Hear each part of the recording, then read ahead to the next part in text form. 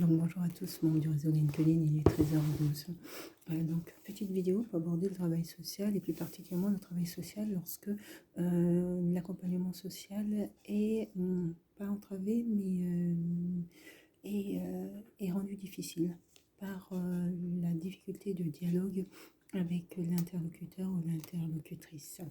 Dans ce sens où on peut être face à des personnes qui, du fait de la maladie, il y a différents éléments en fait qui peuvent modifier l'attitude ou le comportement de la personne. Ça peut être la prise d'un médicament qui va avoir des effets secondaires et donc voilà, rendre la personne de manière momentanée, ben, pas forcément mettre de ses paroles et de ses gestes. Il y a également la maladie, certaines maladies qui perturbent le système neurologique notamment, peut aussi avoir des effets assez importants. Je rappelle que je suis assistante de service social. Voilà. Et donc, qui peut aussi avoir des effets.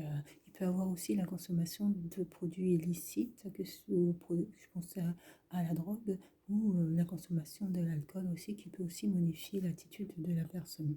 Et ça, ces éléments-là sont à prendre en compte lorsqu'on mène un entretien parce que ça aura un impact.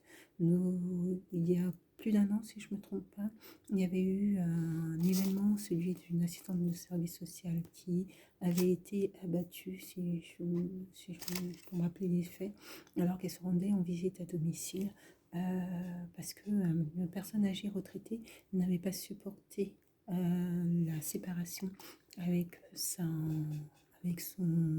son épouse.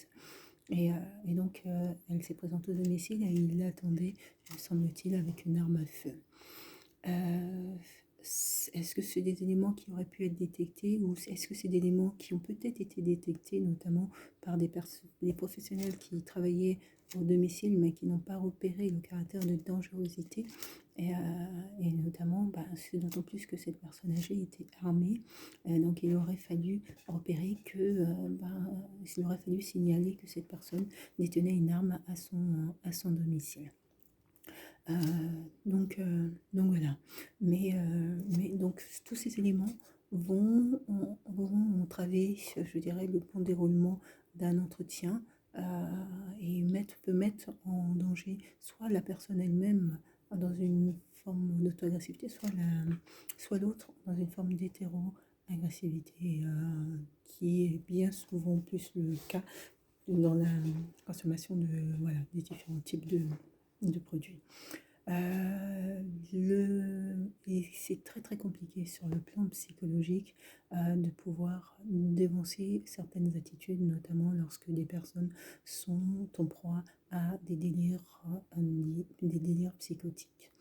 Et surtout, l'ambivalence des comportements et le changement très rapide, et ça on peut le constater dans des échanges où des personnes vont parfois dire le tout et parfois dire le contraire dans la même phrase. Et ça demande aussi d'être déjà d'une part à l'écoute. Et on n'est pas toujours sur un entretien, honnêtement, sur un entretien de 30 minutes, on n'est pas tout le temps à l'écoute sur toutes les paroles qui sont données. Et il y a beaucoup d'informations aussi. C'est pour ça qu'il faut